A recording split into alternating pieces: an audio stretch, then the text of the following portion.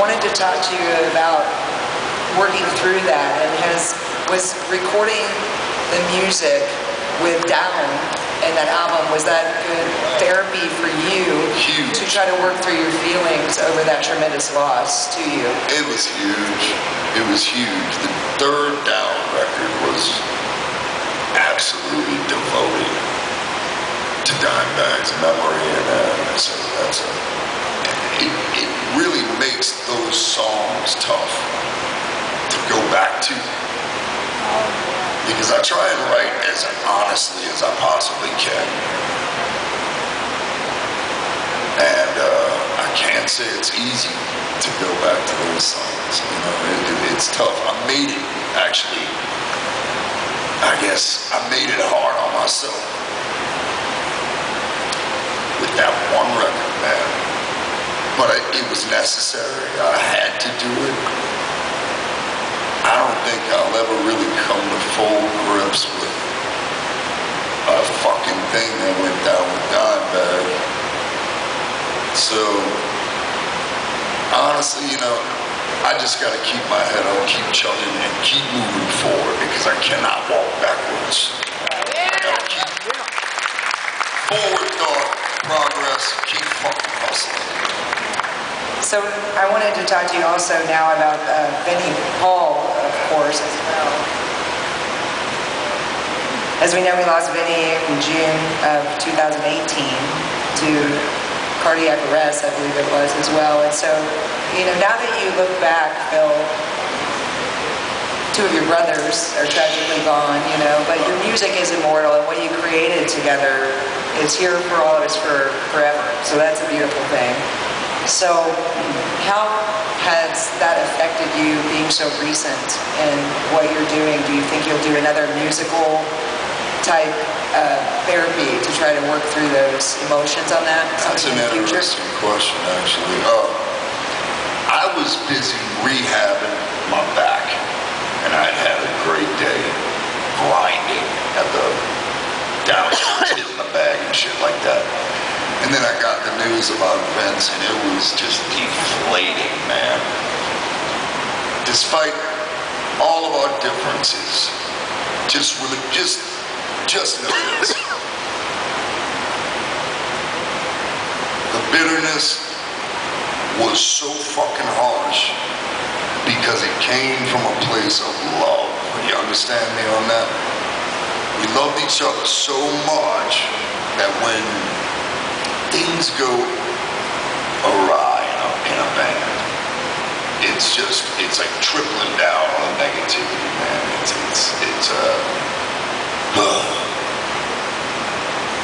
It's a pain I wouldn't wish on anyone. So y'all do me a favor, man. Love each other while you can. See, put all the squabbling and all the fucking fight and all the division. I'm sick of this shit.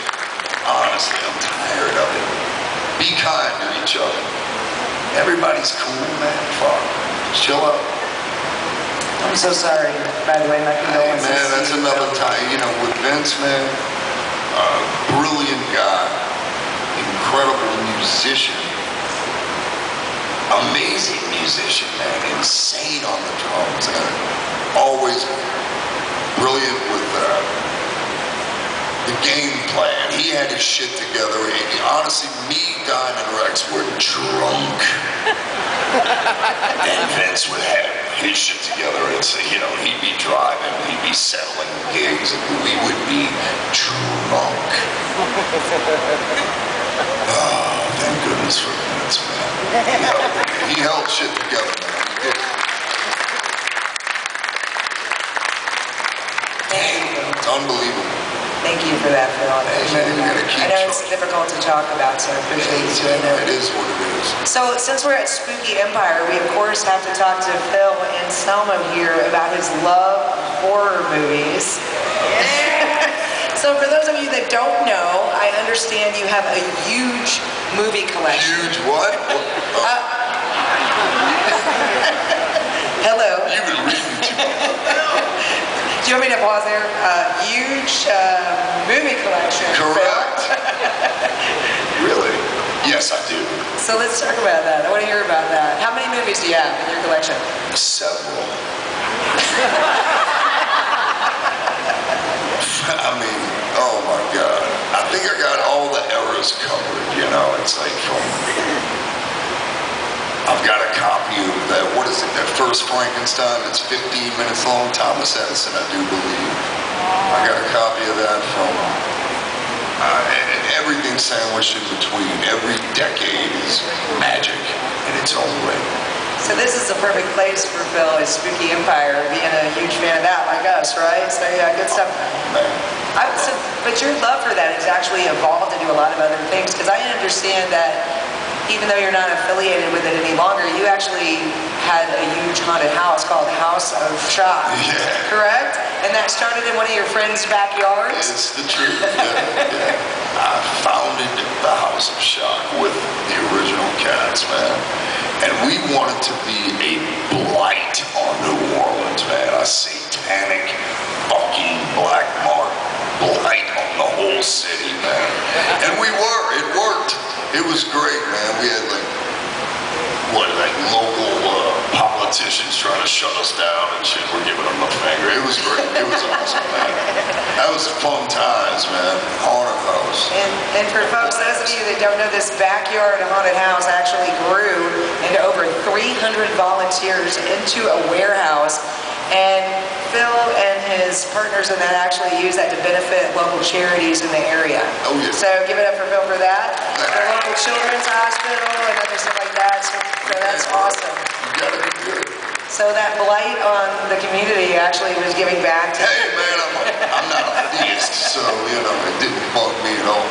Yeah, so let's talk about your record label. So you actually have a record label called Housecore Records? I do, yeah. 2001? Hey, man. So tell me about how you came about with the concept for that and what inspired you to create that. When I bought my first house in New Orleans, when I moved back home, all kind of musicians would come and stay at the house, and, you know, local people and whatnot. Everybody would be drunk at the house. And everybody would wake up and say, like, as the days would get turned into weeks, all my friends would end up like borrowing my shorts, my t-shirts, and everybody was dressed like similarly. I always had like a robe and some slippers on and shit like that. And to me, it was like, this is housecore. We'd go downstairs in the jam room and just write anything off the top of our heads, and that's really... It was the beauty of housecore, and I think it was essential back then that we record on 4-track, you know, cassette tapes for the charm and the sound, you know. It was important shit back in the day, so that's where the housecore thing started. I'm going to use one of your quotes about Housecore Records because I found it to be profound. So you guys ready? This is homemade shit, not all major release label produced monstrosities.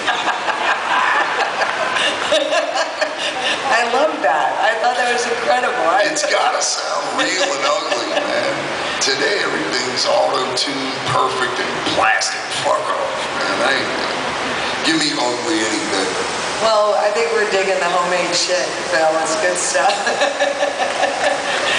So, and on that same subject, you also have hosted the Housecore Film Festival, the Horror Film Festival, where Phil actually screens movies from your own collection, correct? And has some great metal bands, extreme metal bands playing?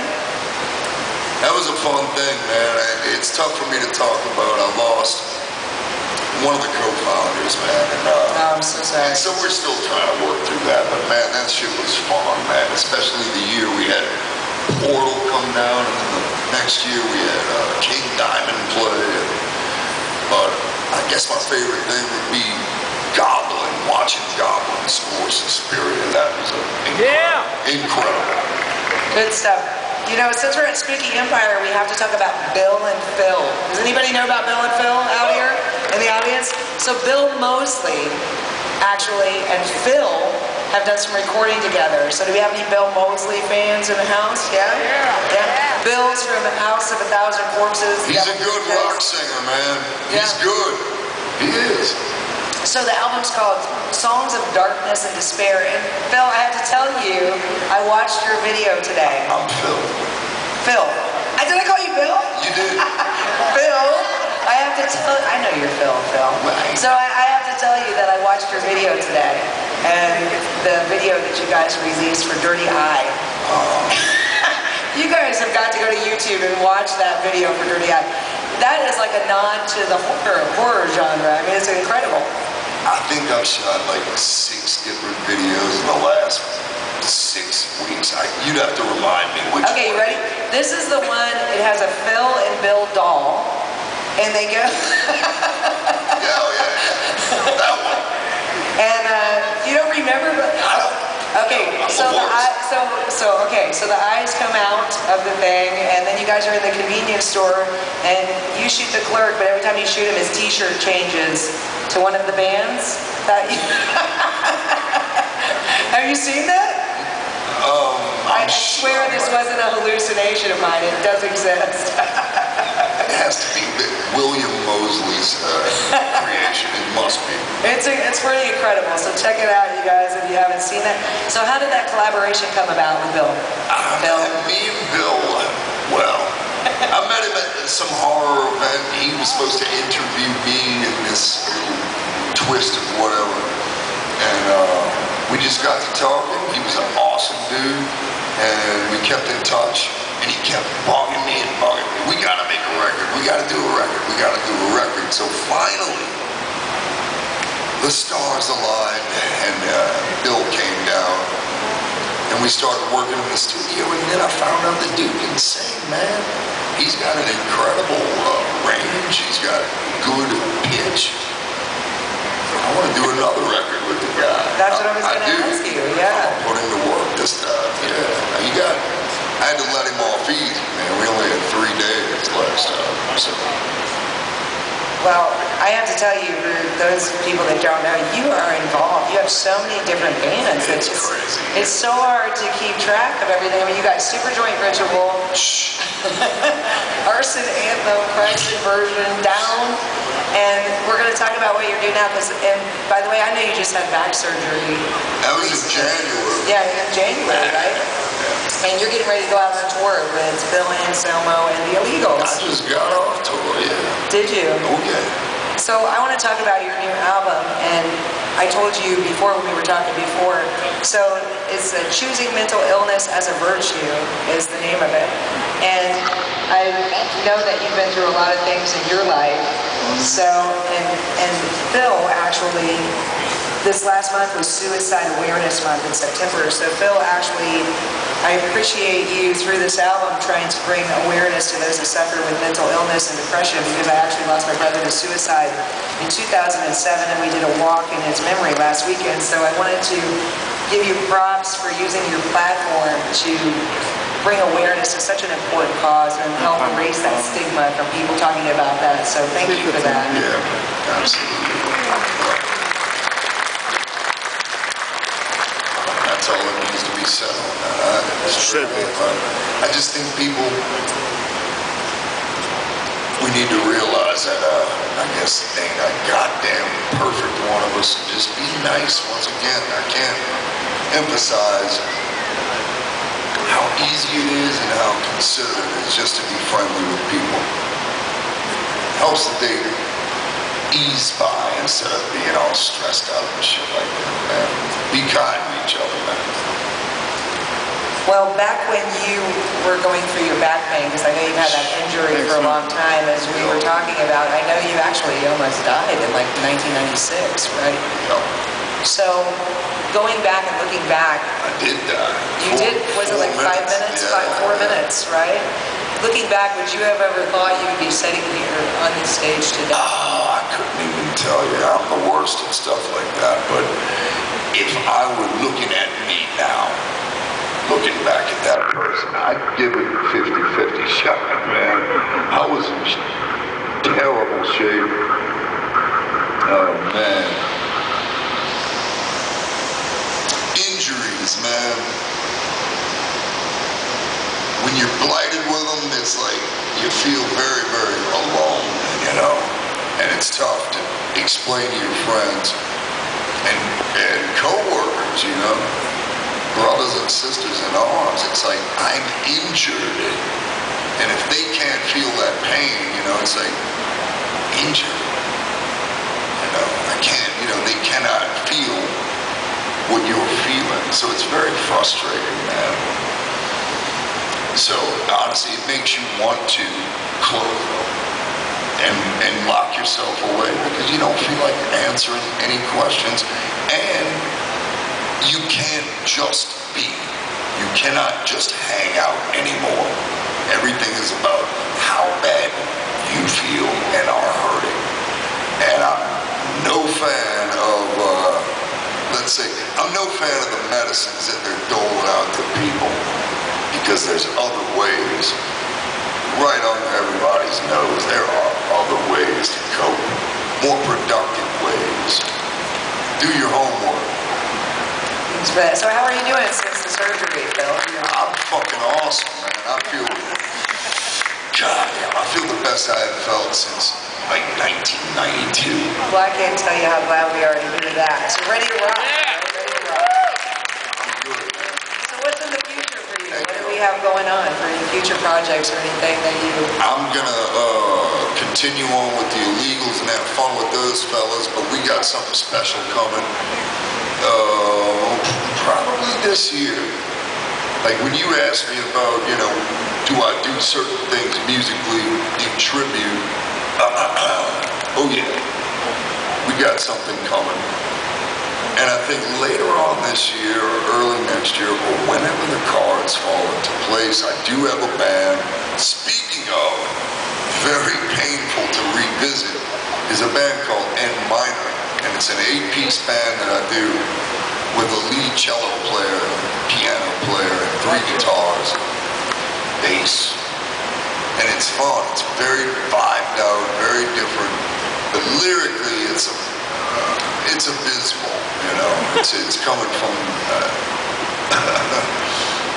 a miserable place, man. But somehow, within all that misery and all these slow tempos, there is a brooding beauty that I think it ain't gonna be for everybody, which, hey, that's the flavor of music and that's subjective, so. But yeah, I'm gonna put that record out. So I will say this, people try to get me to explain the record. All I can say is if you have a party, if you throw a party and you want everybody out of the house like half hour later, put the N Minor record on. People will stampede, man. It ain't no fun time record. It isn't. It's like a chore, but it's a necessary chore.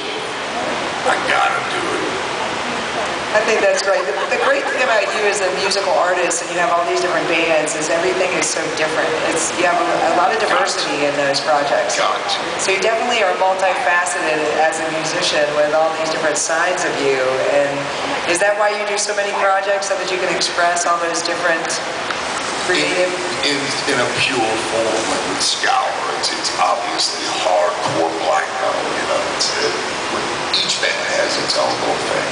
And that, yeah, you can't express, not everybody can be Queen. You know, Queen can get away with a song like Sheer Heart Attack and come back with freaking,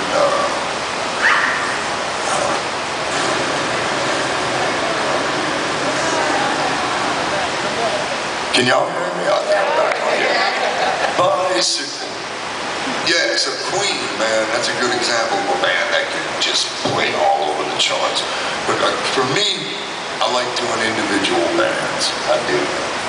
I like working with different groups. It's fun. I think it's fantastic. I'm just wondering where you get the energy, honestly. I don't know. It's all I know how to do, really, you know? Right. It's play music. Don't ask me to put oil in the car. It ain't happening, man. It ain't fucking happening. I'll write you a song. We're good. So Phil, what do you think about taking a few questions from the audience? Bust up, Is there anybody that has some questions for Phil? You guys want to line up the way you were instructed? Look at this handsome dude.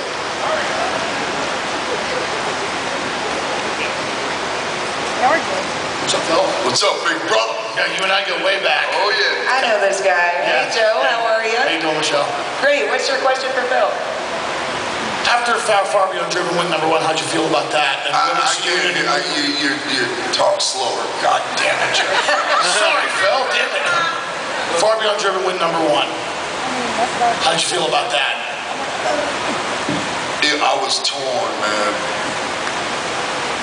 It was it's the greatest accomplishment you could possibly even fathom. But at the same time, I had pretty much just found out that I had 2 destroyed, blown out discs in my lower back. So I was miserable. And I knew when your record's that popular, that's when the work starts, man. So I had no choice. Booze it up, give me a handful of pills, and throw me on stage, man. Fuck it, It sucks. But that's the cards I got dealt. You gotta fucking keep on trucking, man. Much love to you, brother. Okay, next question. Oh, hi, Phil. Hey, I just wanted to ask. You said that Rob Halford is one of your biggest influences. Is that the reason why you sounded so much like him on power metal before you? And is there any reason as to why you suddenly decided to stop sounding like Halford on the power metal album to changing your vocal style to more gruffer on Cowboys from Hell? Yes, to all that.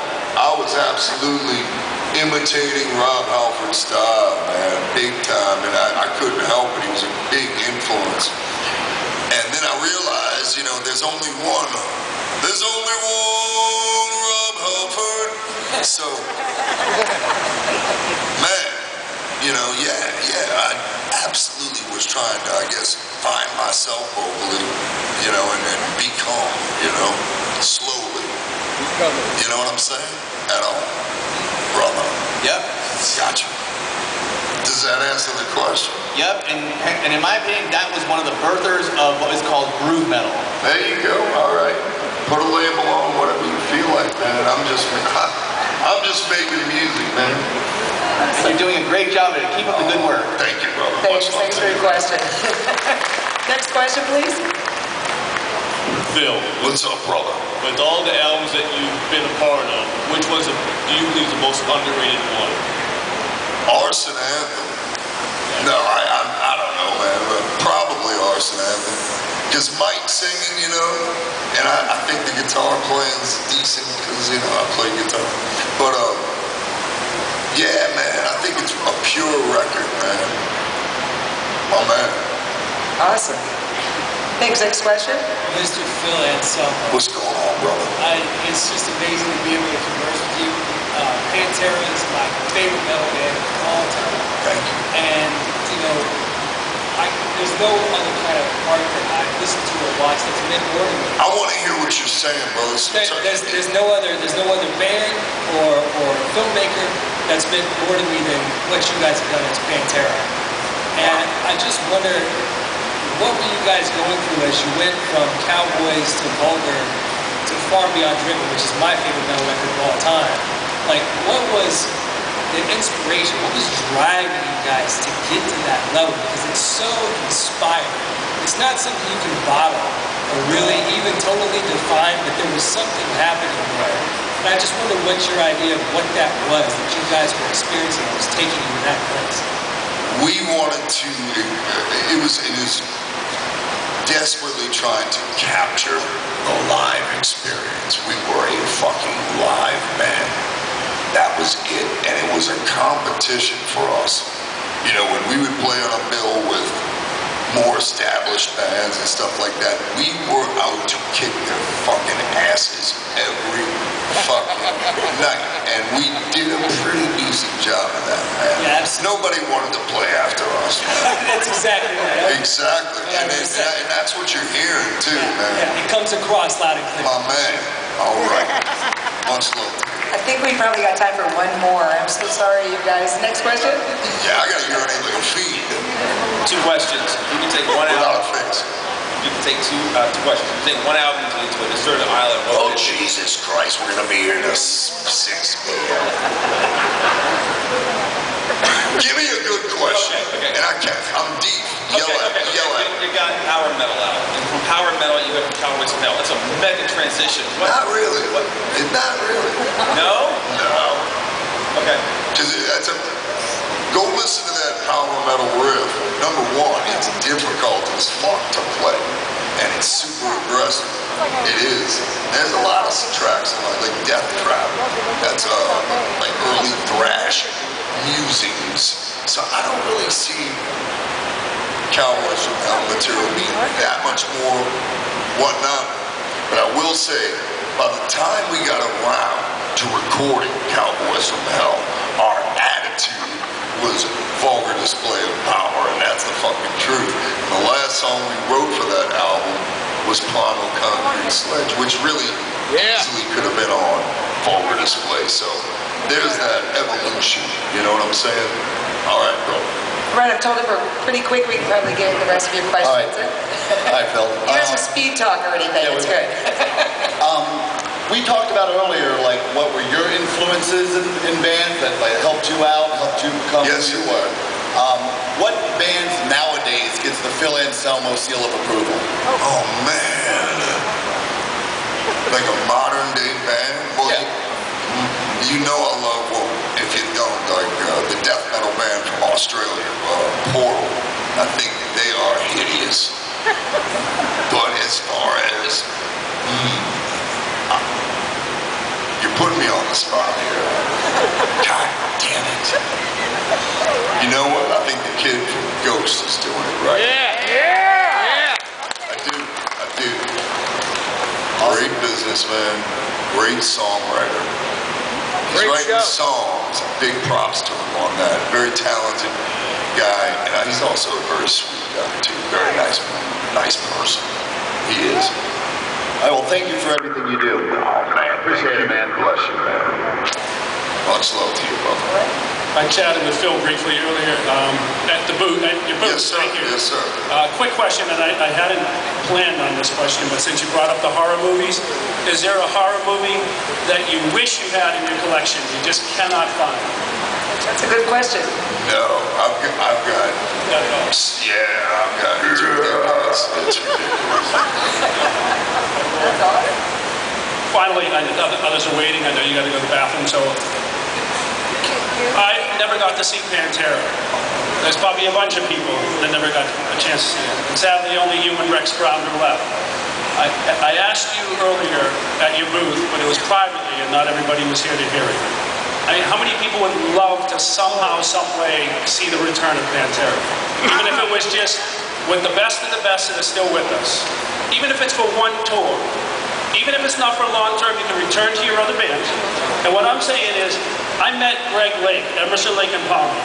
And at the time, you know, I was too young, I didn't get a chance to see them. And I said, can't you just once, even if you hate each other, don't do it for the money. Don't do it for your ego.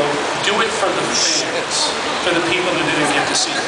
And because you do it once, even if it's not a lifelong return, maybe a tribute, where it's a tribute to the Abbott brothers. You go out on a tour, you call it Pantera Limited Edition. Here we go.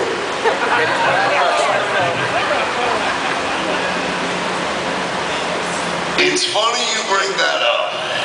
That's all I gotta say.